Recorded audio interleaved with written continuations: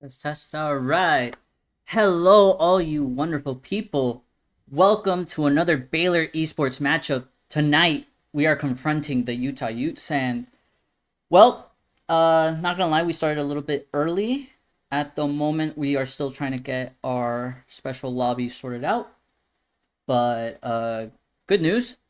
I have access to our YouTube chat, so please feel free to ask any questions or to whatever you want to say, hey or hellos. Another thing is that unfortunately the commentator that was with me last time, Jacob, was not available, so I will be the only host for tonight. Other than that, please feel free to continue watching. We will get game footage soon. Hopefully you like that royalty-free jazz that I was playing at the beginning.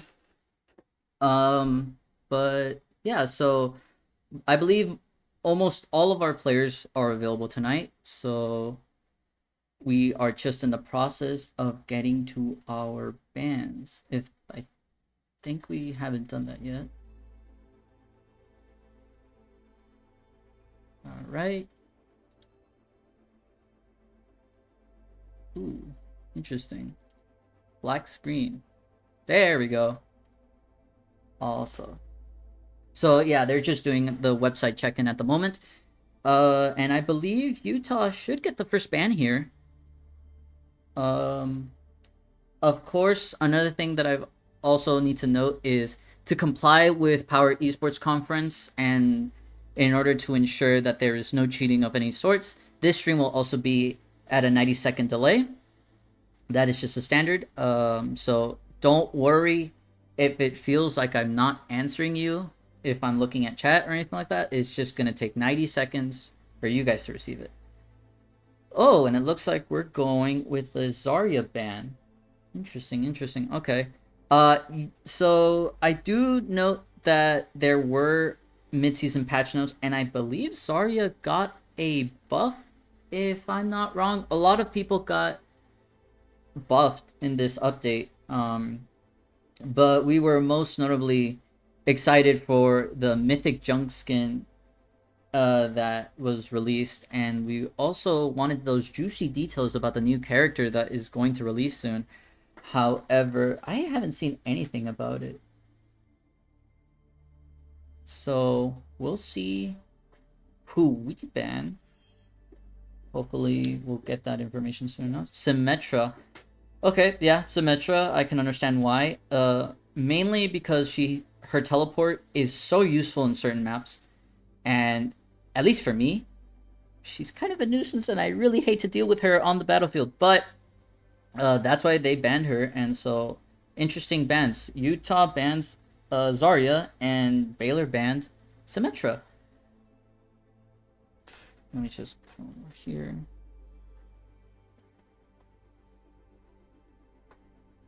Right, we should be getting into the match soon enough. Oscar Gars, thank you for coming into the stream. Miss you, man, I really do. Let's do this! Antarctic Peninsula.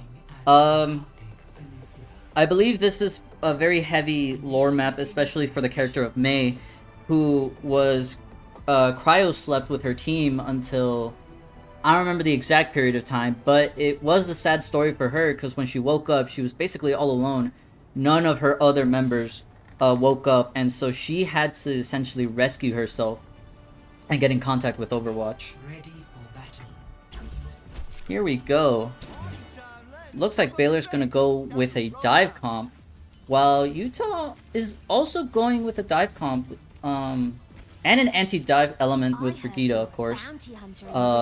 It's going to be a very interesting matchup. And finally, Soviet Lemon going with Hazard, who I would say is a very interesting character. I mean, I just love the fact that I can't understand him half the time due to the heavy Scottish accent. Well, I don't know. Maybe he sees something in Hazard that will be useful in this team comp. And here we go, first team fight.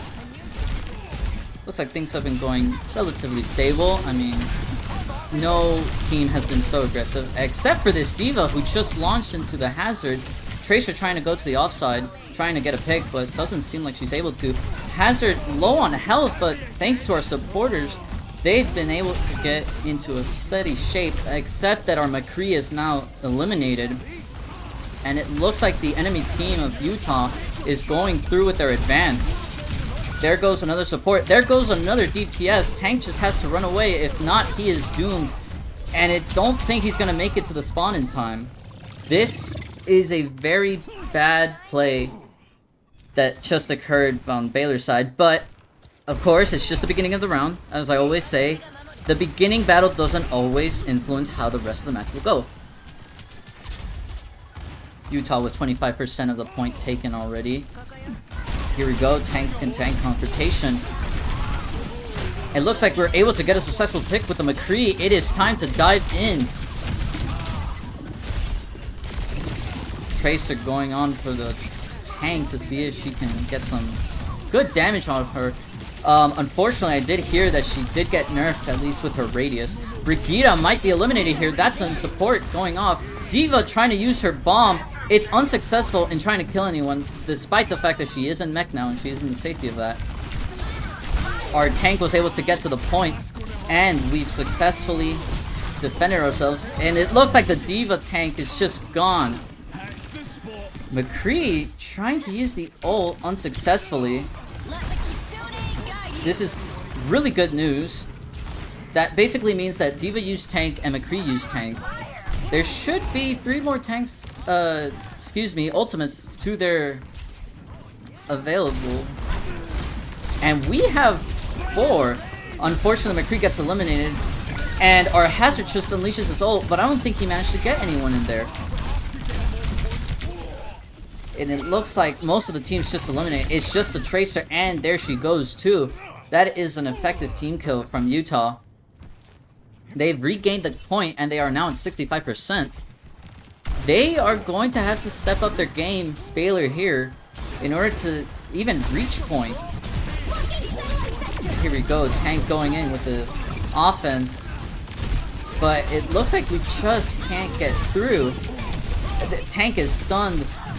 Tracer over here trying to get a pick, but she's unsuccessful. McCree is also very low, eliminated too.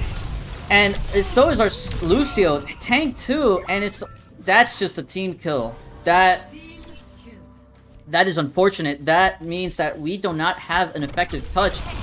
Utah is just going to get the point here.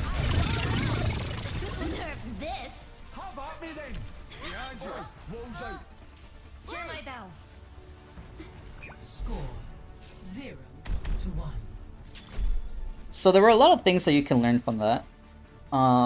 Obviously, the thing that I won't know for sure of what's going on is the communication from both teams. You check out the new Antler album? Of course, as I mentioned this last time, communication is always key, so there could be an error of communication. I will say, though, that it looks like we're still probably getting used to the nerfs and the buffs that each character received. Mass with the change to Genji and Casa with the change from Tracer to Mei. It looks like we trying to go with more of an elements of Brawl, but I will say this. It's always unfortunate when it's a mid-season patch and you're trying to learn the character and there's just not enough time to learn them effectively, at least for your matchups. But we just power on through. Here we go to the second point. Tank's going in for some DPS picks, but it's not able to. Mei well used. McCree is very low, but he is able to escape with his life. Mei is able to defend herself, and we just have our Kiriko eliminated. Genji is successful in eliminating our tank. Our Genji is trying to get away as soon as possible. And our Lucio is trying to fight for his life over here. I don't think he'll be able to go for it, honestly. Let's see from this first-person perspective if he can make it out. And, well, he was able to, but not in the sense that he was able to escape. It's just that Genji retreated. Now here we go with Hazard going back in. You may have to excuse me. That is not Hazard anymore. That is Junker Queen, one of the most effective players I think right now. May have gone above. I have to look at the patch notes to be sure. And she's trying to get a good pick over here, but it's not effective. She did knife the D.Va, and there goes almost all of our team. The only player alive is just Tank, and again, another elimination for the entire team of Baylor. What is going on? Enemy has point at 55%. Mei trying to get some easy pickings here, which her Icicle with a headshot is honestly one of the most overpowered things I've ever seen. I've always questioned how a Mei can kill me so effectively, but that's just the easy answer. Junker Queen going in with the team fight over here. Sees the Genji out of position, tries to get an elimination of sorts. Even the Juno is going aggressively. It's never a good sign when a squishy like Juno is going aggressively like that. You just gotta realize, okay, what are we doing wrong here? Is it our team comp? Is it the fact that we're not communicating?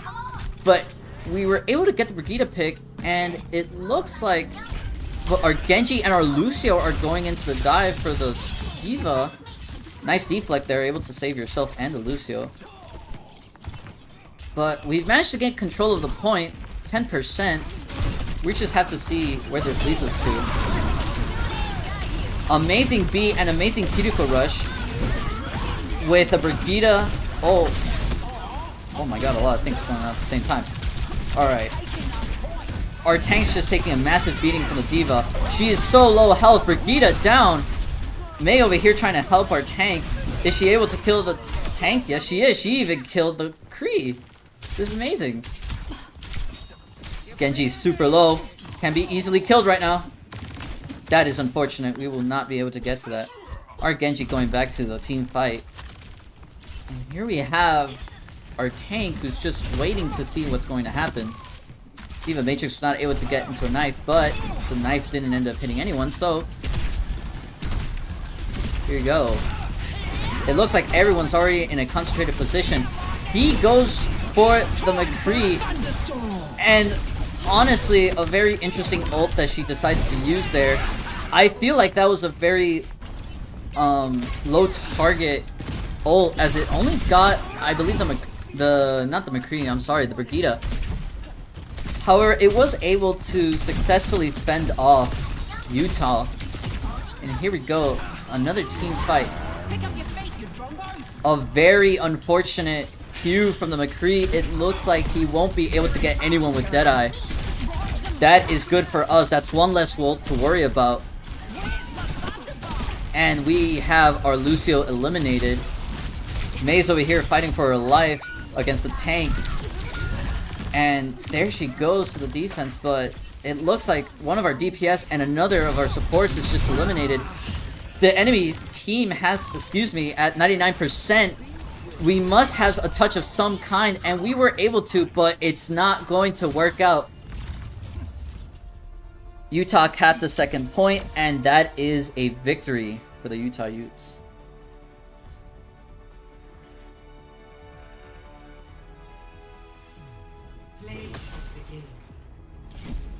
However, our tank did get play of the game as Junker Queen. I wonder what did happen here. Effective Brigitte kill, of course. Able to get D.Va out of her tank. Or mech, I mean. An interesting play of the game for certain. Now, as I was stating in the last broadcast, bans always reset at each new map. So, Zarya's back into the game. Symmetra is as well. And it looks like we're going into King's Row for this second matchup against Utah.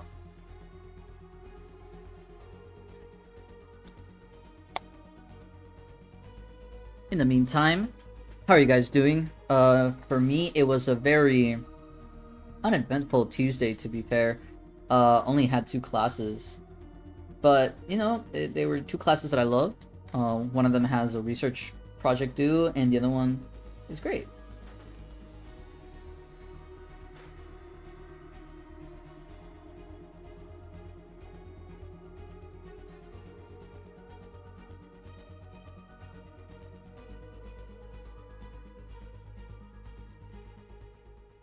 Okay, I might regret this later, but I just see on YouTube a certain someone that I know, so If you'll excuse me for a second. Hola, mamá. Te amo. Besos. Sorry, that was my mom. You always have to show your love for your mom, no matter the place you are. A Kiriko ban, which is going to be interesting. I mean, Kiriko in and of herself is just a very great support, and I could definitely see why we're going to go with that. And I think we ended up banning D.Va, which of course was the tank of the enemy team. This is going to be a very interesting matchup. So they banned our Kiriko and we banned their tank. So let's hope that we get a successful game this time. Now entering King's Row. Initiating match. Also, if that viewer is currently in the chat, you did mention last broadcast when we were in King's Row last time. You actually mentioned the correct name of the Omnic that was very important to this location within the lore, so I thank you of that. I need to brush up on my Overwatch lore, because last thing that I truly can remember lore-wise is just about the astrophysicist Sigma and how he got into the position that he is. Alright, in the preparation for this game, Baylor will be on the defense while Utah will be on the offense. Baylor going in with Zarya, Mei, McCree, or Cassidy, depending on how you'd like to call him, Lucio, and Ana, while Utah's also going in with Zarya, Widowmaker, Bastion, Ana, and Lifeweaver.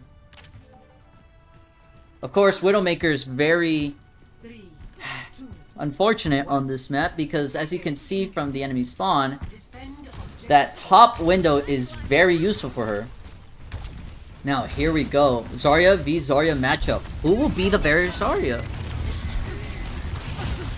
Now, with Zarya, the main thing you have to focus on is counting how many bubbles. As long as you can count how many bubbles are used by the enemy Zarya, and you can calculate when to effectively strike, you basically have the character figured out. It looks like one of our DPS got eliminated. McCree as well. It's just our tank and supports. Lucio is almost eliminated. This is unfortunate. A D.Va going... Or, not D.Va, my bad. Tracer going in for the kill. And our tank is also eliminated.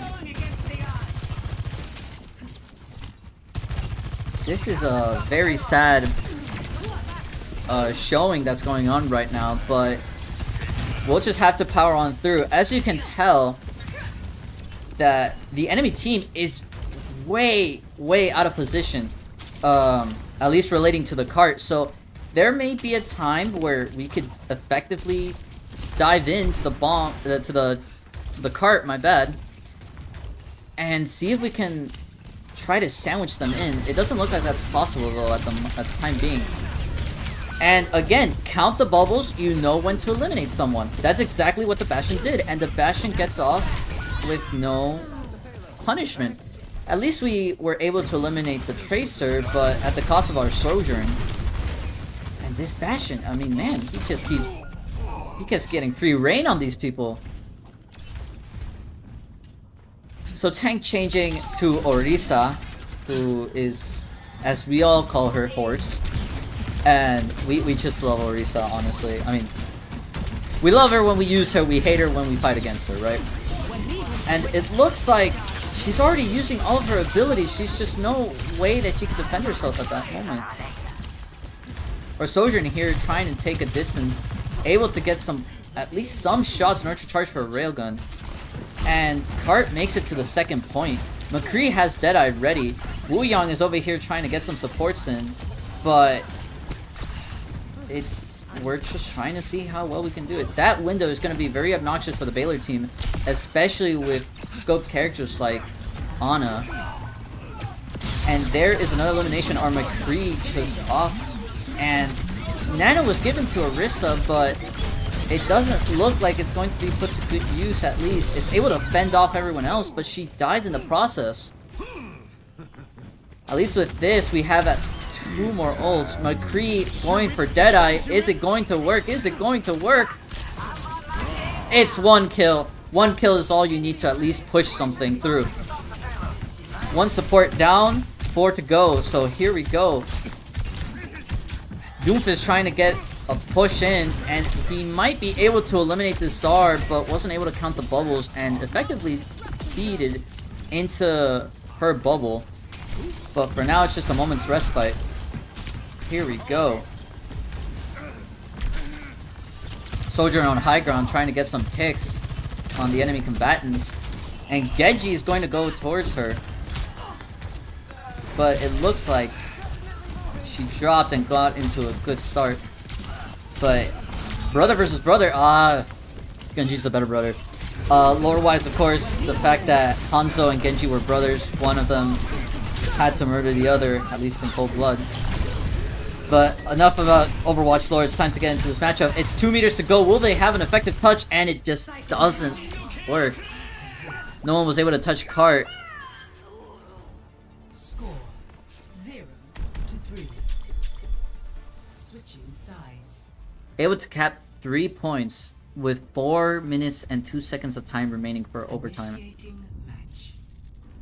This second match, now Baylor is going to be on the offense and Utah will be on the defense.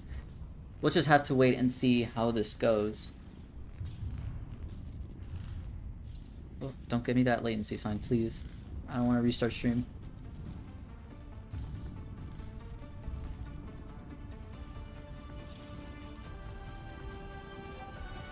Ready Here for we battle. go.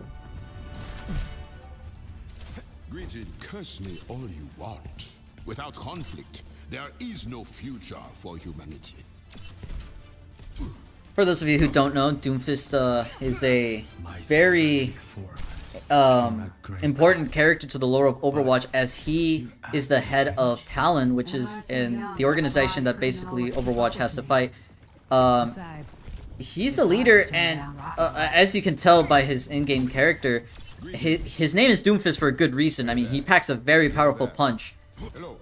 and he just has a very heavy lore existence that would have to be its own stream. But here we go, the match has opened up. Our Doomfist going in a little bit early, trying to see what the enemy team is all about. Sojourn taking a slight angle to punish those that go into view. It looks like team comps haven't necessarily changed at all from previous match to this one. Genji going in for the Sojourn, effective pick. Here we go, Zarya against our Doomfist. And it looks like this Tracer is just a bothersome thing to our Doomfist. Ana used Sleep, which is going to be very useful for this tank. In the meantime, the rest of the team is just trying to pull through, trying to get past the statue. It looks like Genji will be able to get some effective mobility through, trying to get some distance covered at least. Support's trying to get in, but our Wuyang is eliminated. So is our Ana. So is our Genji. It's just a Sojourn and the tank. Tank's also eliminated. That is just another team kill in favor of Utah.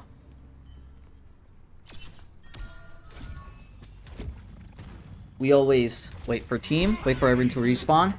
And a change in tank to the scientist Winston, who is our favorite Winston, as we always say. We just love Winston. Ana was so close to dying, but Lifeweaver was able to just pull him out. And our Sojourn is close to dying. However, he is getting healed up by our Wuyang and Ana. Winston down. Genji also down. It just looks like it's the supports and the Sojourn, and just as I say that, Sojourn gets eliminated. Supports just have to go back and wait for the rest of the team. Our Ana is stuck, unfortunately, which is a very... you just hate it when it happens, honestly, man. Just getting stuck by Tracer, especially when you realize that that was just for the fun of it. Doesn't really provide any value to it, apart from a late start. Or Winston just waiting or making a decision on who to change, and to Sir Wilhelm, or Reinhardt as we know him more. An amazing character, especially for his ability to defend his team with barrier. It looks like Genji almost died, but was safe. Sojourn's just eliminated. Our tank's just going in there headstrong, but at the cost of his barrier, he's just swinging whenever he can. Able to pin the Zarya, but the Lifeweaver just gets the pull. That is just unfortunate. No matter what this team does, they just can't pull in with anything. At least the Genji was able to get the Ana, but our tank is just eliminated, and with Zarya activating her ult, the grab field was just strong enough to pull everyone and eliminate them. Genji tried to use Blade with Nano, but it goes up to nothing, and Ana and Genji just get eliminated. Our Rhine here went in for the dive, but it was unnecessary, and frankly, he's just away from his team, leading his barrier to go to less health than he wanted to be. Just trying to get the Sojourn pick. I don't think he'll be able to, honestly. And he is very low. Anytime that he gets out there and he does not have his barrier on, it's just going to be a death sentence for him. The Lifeweaver with a very interesting spot to stay. I mean, it's very useful for him, considering he can pull anyone he needs to. But, you don't expect the Lifeweaver to be there. You at least expect them to be with Petal. Wu Yang is over here trying to fight for his life, trying to remain alive against the Tracer, but that is unfortunate. I mean, we were not even able to touch point to at least 1/3 of the way through. That is just another victory for Utah. And the play of the game goes to Casey, the tank of the Utah Utes. So that is just an unfortunate double kill. That, again, we saw that from the Wu Yang's perspective. And another kill with the Sojourn. So at the moment, it is a Utah win going in 2-0 against us. So we'll just have to wait and see what happens. I mean, if we keep up this really bad momentum, this will be our final game.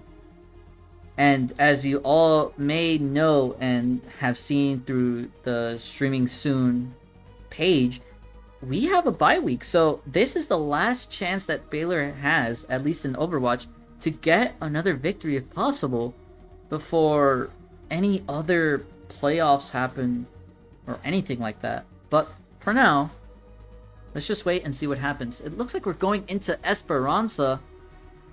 We'll just have to see who our bans are.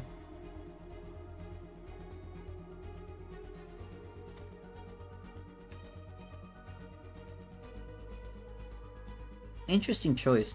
So, we're going into Esperanza. Baylor's banning Ball, Wrecking Ball, or Hammond, however you want to call the hamster, really.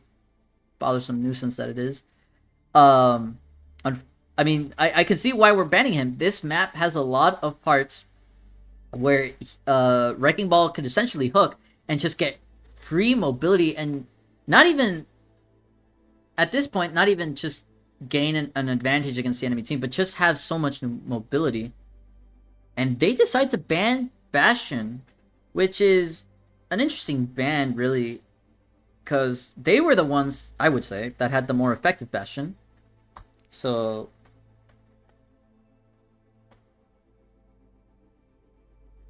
there we go. So it's a very interesting decision to go ban Bastion. Now, once we're in the match, see what else goes on.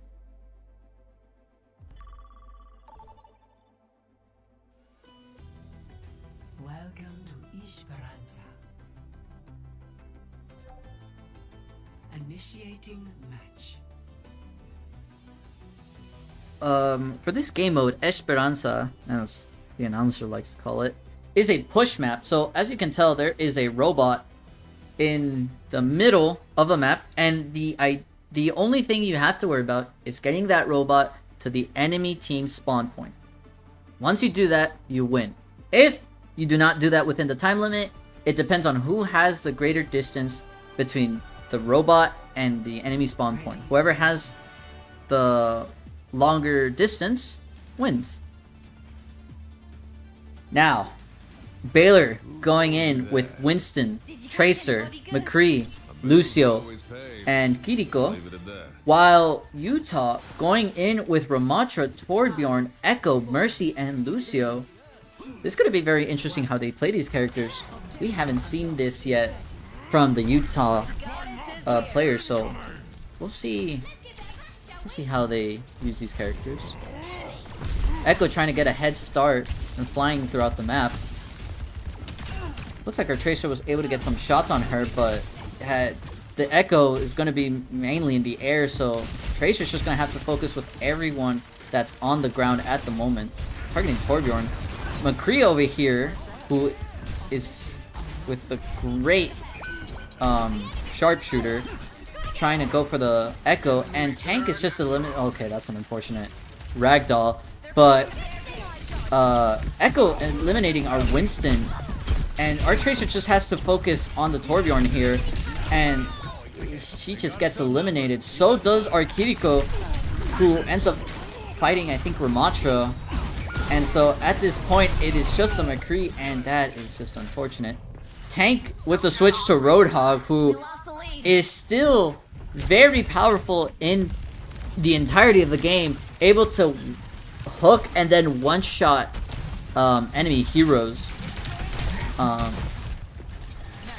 Again, Utah is very pushed up here, and normally this is going to be a very bad play on them, but they are just able to get all the momentum they have. And here we go, at least we get a Mercy pick, but that comes at a cost of both our Kiriko, our McCree, and our Lucio.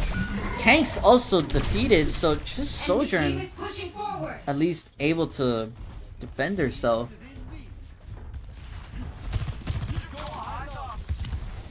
Tank going to switch to the Hazard once again. Maybe able to block him off from any escape routes so that he can target them effectively. And just like that, he tried to do it, but it doesn't look like he was able to block the entirety of the road. And Ramatra just putting in an ult. And that's what, okay. That is just, for those of you that noticed, they put 3 ults in where a Ramatra ult would probably just suffice. So that's when you realize that at this point, Utah just realizes they've won the game no matter what. And they are willing to do really whatever they want because it doesn't really matter at this point for them anyways. Kiriko ult going in, and here comes our Hazard trying to get some picks off, but it doesn't look like it's much. Sojourn trying to at least get the Echo, and it looks like our McCree was able to. Lucio is picked. So, at this point, it is just a Torbjorn. And everyone else on the enemy team is just trying to get back to the robot. And this is going to be a very, very heavy fight that Baylor's going to have to put up with. Because not only do they have to traverse 131 meters with the bot, but the enemy team still had their advantage spawn, meaning that they were able to get into the fight quicker than Baylor was able to get to the center of the map. And here we go. It's just the McCree gets eliminated. Torbjorn uses Molten Core. This is unfortunate for the Hazard. He kind of blocked himself for a little bit. And there goes our Kiriko. The only one that could potentially touch this is the Hazard, but it is unfortunately another victory for Utah.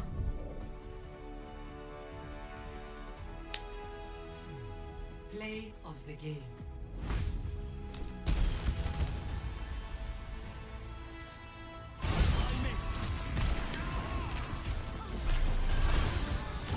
Well, at least we got play the game. Honestly, that's all that matters.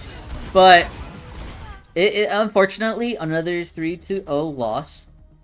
But as always, good games. This is, as I said in the last time, it's a learning experience. We are newcomers to this Power Esports Conference, and I believe they are too. So it was just a matter of experimenting, seeing how team comps work, how we are providing ourselves within our team in order to confront the enemy. So, of course, it's a loss. It's heartbreaking. And we ended the regular season with a loss. But it's a learning experience. And I know, unfortunately, that 2 of our players will graduate this year. So they'll be leaving Baylor by the time in May. But, well, for the rest of the team that still stays here in Baylor, that has, I believe someone has 3 more years here, some have at least 1 year more. We have to learn what happened. We have to go over every game, review what happened, and from then on, just learn from our experiences. Final shoutouts that I see. Zane, sorry to break your heart. Your love, Overwatch Varsity wasn't able to win, but good to see you on stream. And that is my dad. Hola, papa. Te quiero mucho. Of course, always show love to your dads. They will always have a special place in your heart, your parents. Always have them close to you. Enjoy every moment that you have with them.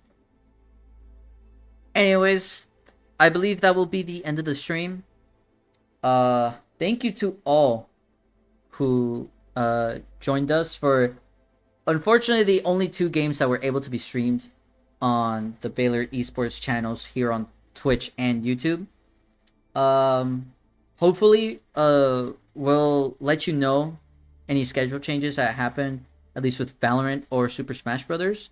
As always, please, please, please go follow the Baylor Esports Twitter, as that will probably be the best place to know any schedule changes, any announcements, any new player signings, anything of that nature. For the meantime,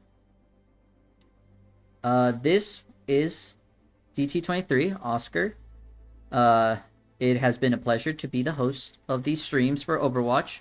Hopefully in the future we get more commentators, because I'm pretty sure people want to hear other voices except mine. Or apart from mine, my bad. But yeah, so you guys have a wonderful Tuesday night. God bless. And I hope to catch you all later.